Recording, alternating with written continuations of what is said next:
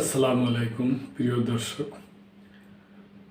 বাংলাদেশ জাতীয় সংসদ নির্বাচন ও গণভোট হবে 12 তারিখ, আপনারা জানেন। তো এই উপলক্ষে দলগুলো বিভিন্ন নির্বাচনী সভা এবং পথসভার মধ্যে আছে।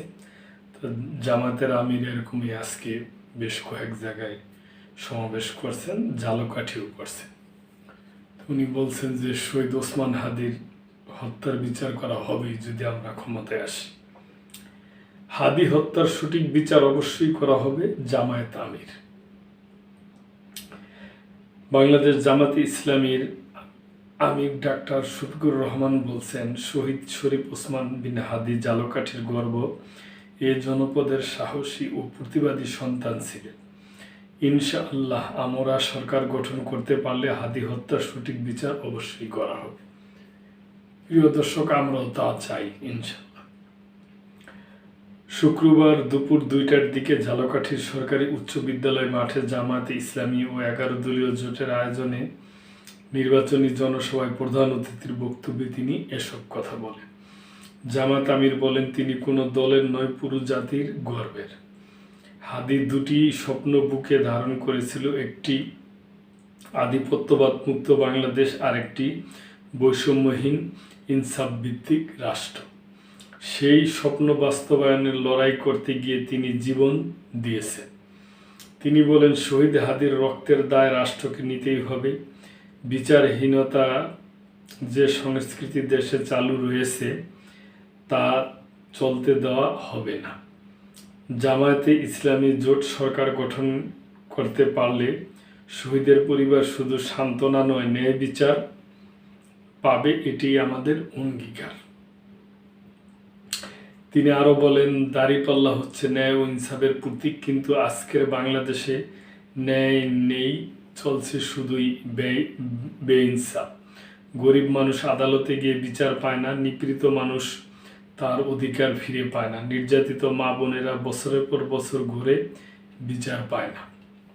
শফিকুর রহমান বলেন, দেশে আর দুর্নীতি, চাঁদাবাজি, টেন্ডারবাজি ও দখলদারিত্ব চলবে না। বিগত শাসনামলে বাংলাদেশ থেকে প্রায় 28 লাখ কোটি টাকা বিদেশে পাচার করা হয়েছে। এই টাকা জনগণের, দেশের মানুষের হক। এই অর্থ উদ্ধারে আমরা রাষ্ট্রীয়ভাবে লড়াই শুরু করব।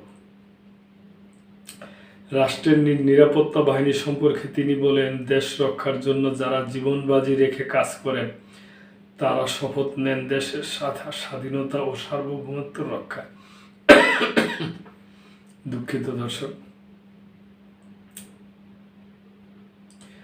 আমরা সরকার গঠন করলে সেনাবাহিনী, পুলিশ ও অন্যান্য বাহিনীর সদস্যদের প্রাপ্য সম্মান ও মর্যাদা নিশ্চিত করব, যাতে তারা আরও সাহস ও সততার সঙ্গে দায়িত্ব পালন করতে পারে।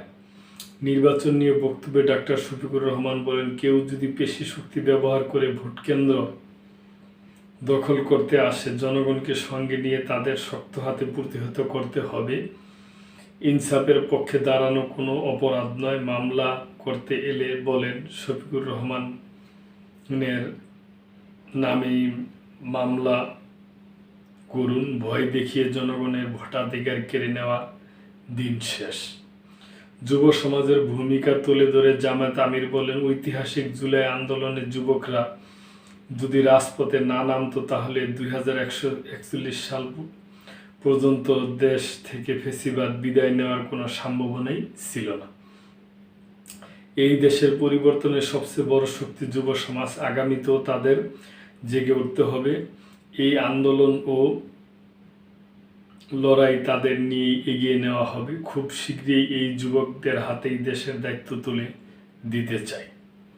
বক্তব্য শেষে তিনি ঝালকাঠি 1 ও ঝালকাঠি 2 আসনে জামায়াত মনোনীত প্রার্থীদের পরিচয় করিয়ে দেন এবং তাদের হাতে দাঁড়িপাল্লা প্রতীক তুলে দেন। তো প্রিয় দর্শক, আমরা এটি চাই যে দেশে ন্যায় ভিত্তিক, ইনসাফের ভিত্তিক একটা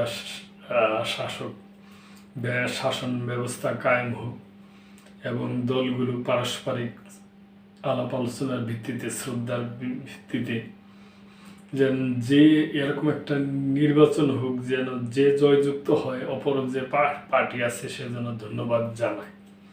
এটি আমরা চাই। প্রিয় দর্শক, এই ব্যাপারে আপনাদের আপনাদের কোনো বক্তব্য থাকলে অবশ্যই করবেন এবং মেম্বারশিপ নিয়ে চ্যানেলটির পাশেই থাকবেন।